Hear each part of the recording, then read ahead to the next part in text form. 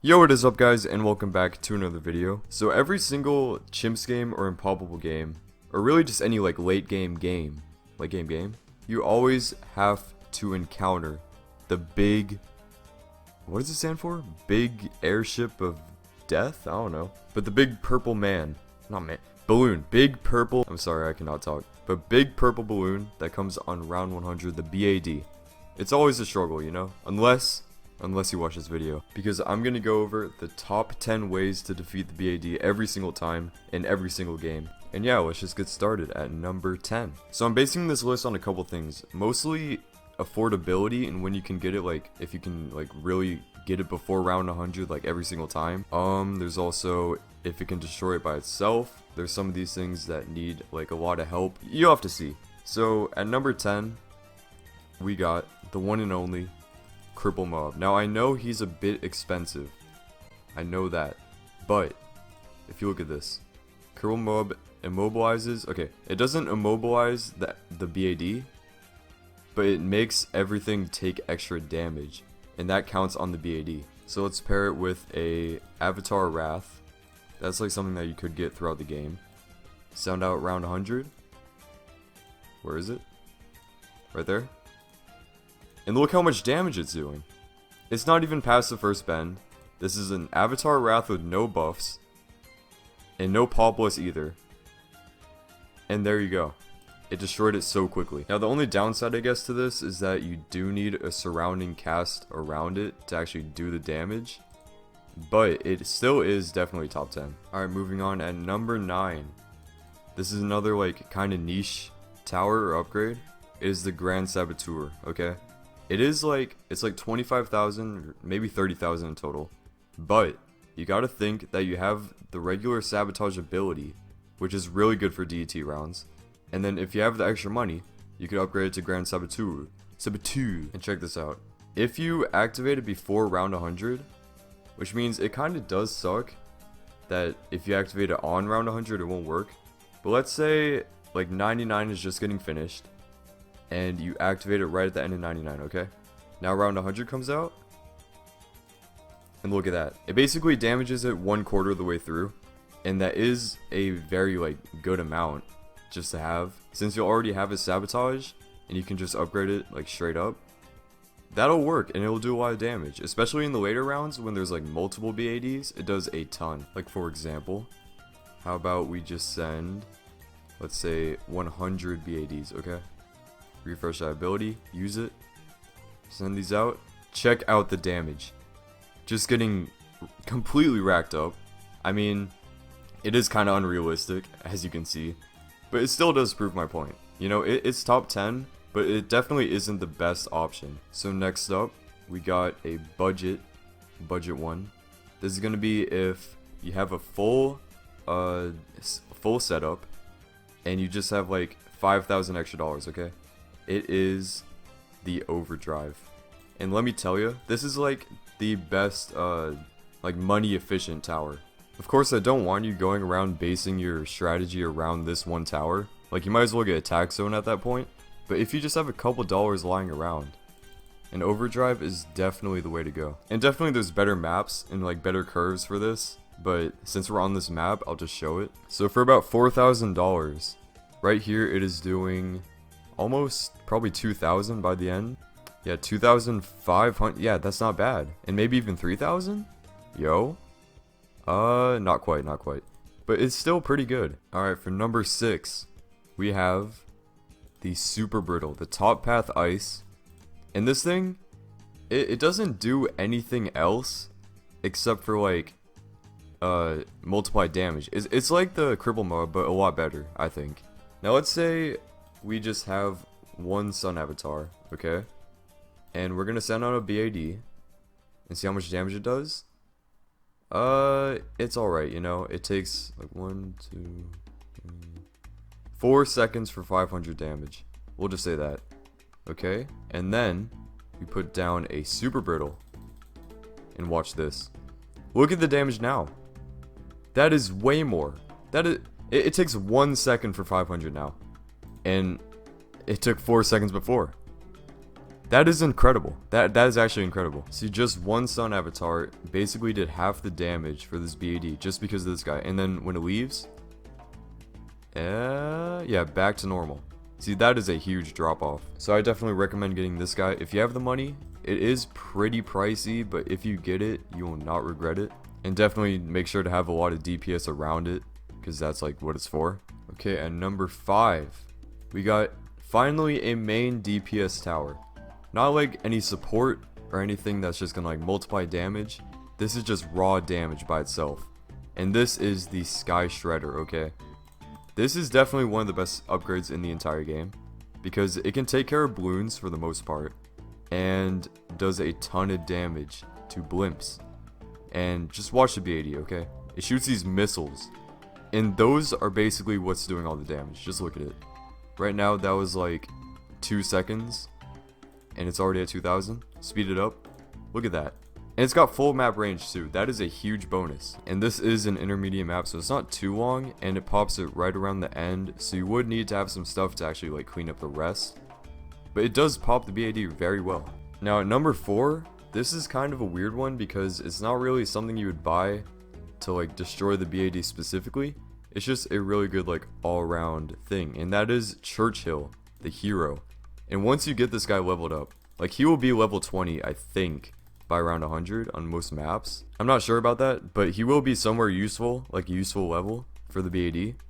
And if you got him buffed, I'm gonna show him without the buff, just for reference. And make sure to use the abilities too. They do a ton of damage. Yeah, he basically did half the damage, and if you put him in a better spot, he will get more stuff. But since this guy only costs, let's see, almost 2,000 and like 2,160, I think. He only costs that much. You don't have to pay anything extra. And he is a great tower for Moab damage. So if you are struggling on a map to beat round 100, just use Churchill and he will basically carry you. Alright, at number 4, we have another hero, which costs even less this time. And it is a water hero, so it's not going to be useful on every single map. Just the ones with water, which is about like more than half, so like don't even worry about it. But that is Brickle, and you may be thinking, why would I want Brickle?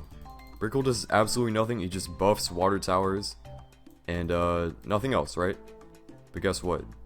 There is a very important upgrade at level 10 called the Mega Mine, okay? Now you might see where I'm going with this. If you buff it with a Bloontonium reactor, and also maybe if you get an Energizer, that would even like make it way better. Throughout all the rounds before round 100, you can be dropping these mines right back here or wherever you are, and just basically stacking them up the whole game. And if you have an Energizer or even a reactor, it's gonna speed up the cooldown. So let's just say just on round 100, I already have 2 down, okay? And that's gonna deal massive damage. And remember, you can place this all around the entire map, so if I want to do some damage right now, drop it right there. And it's like halfway finished. And also, don't forget, this does buff subs and boats like a ton. So if you make your strategy like consisting of submarines the entire game, that's just gonna work perfectly. So we got 4 down, and I think that's gonna be it. And just look at the damage. Basically dead, okay? If I had 1 mine before the round started, that would be the whole BAD. And also, to show my point of the submarine strategy, if you have a sub commander, let's just say 1, okay? And let's send out a BAD. If we use the ability, check out that damage. That is insane. And don't forget, it buffs like every other sub around it. So that is a great strategy already. Moving on to number 3. This is where these are going to be things that you might actually like really consider buying if you're trying to be around 100. Like, try these things first, and if they don't work, then you'll have to move on to like the rest of the list. So at number 3, we have the Moab Eliminator, and it is pricey, okay? I understand that, but most games, you will have like a decent amount left over after round 98, and sometimes you can afford this. And the reason for this is, first off, it has a great range, and when you send out the BAD, you will see that it does 100 per shot. Now if you use the ability, That's like 5,000, okay? Use the ability again. Another 5k. Again. Another 5k. And right now, it is basically like dead, right? One more time, and it's popped. You got the rest of your defense to take care of that. It'll work so well. And don't forget, it is useful for like round 98, because there is a lot of ZOMGs right there. And basically, put that in strong, it one-shots the ZOMGs. Well, not really like one-shot, but turns it into BFBs. So it's still pretty good. And if you have the money for this, definitely afford it. If you don't, we'll move on to the top 2. At number 2, we have the Spike Storm. And this does very well, okay? This does exceptionally. Make sure to get bigger stacks for the extra damage. And we'll send out a BAD right now. Use the Spike Storm. And that's 2,000. But good thing it recharges. Because now you got, okay, and the spike piles too. It is at nearly, yeah, 8,000. And you can usually afford like 2 or 3 of them. And especially if you overclock them. If you have an overclock on your team, definitely use it on the Spike Storm. It will make the damage like way higher. This is definitely a go-to if you do have extra money and you need that extra BAD damage. But I would say it is not as good as what we are about to cover. But before that, I have to go over the honorable mentions. First, we have the Unstable Concoction. And it doesn't do a whole lot, okay? But it is very cheap and it's good for the entire game. And when the BAD pops, you'll see there's a big explosion when it pops, and it covers the insides with just like explosives basically. And look at that, okay? I know we didn't beat it, but look at the damage. For like 3,000, 4,000, 10,000 damage on one BAD is definitely good. And for our second and final honorable mention, we have the Icicle Impale. And it doesn't damage the BAD actually like at all basically. It does a little bit, but definitely not enough. But what's good about it is when the BAD pops, it basically freezes everything in place to let the rest of your defense like take care of it. And especially the DETs, they come out pretty quick, and the Ice Impale just stops it like in its tracks. And it's very good, but not against like the actual outside BAD layer. But now, we can finally move on to number 1. And if you play this game, you definitely know what it is. The First Strike capability. This is good in many ways, but I wanna say something that maybe not a lot of people know. First off, it does 10,000 damage per ability, and you can use that to get it to like a very low state for the rest of your defense to take care of. But I know that there is a way better way to use this. So when you're in a game, and you have a First Strike, and you have like your damaging towers doing damage. Let's just get some more stuff to make it a bit quicker. Okay, right here. When it's on its last layer, just like this, use the ability, and it's all gone. It just disappears. This works literally every time. Like, this is the best way to beat round 100. So it's at its last state. Oh, okay, I was a little late on that, but still, right there, and gone. So guys, if you did enjoy this video, it is kind of new, like doing a top 10. I don't usually do these, but if you do want to see more, make sure to leave a like, subscribe, and comment. Tell me what you think about this list, if you would change it, and I will see you next video.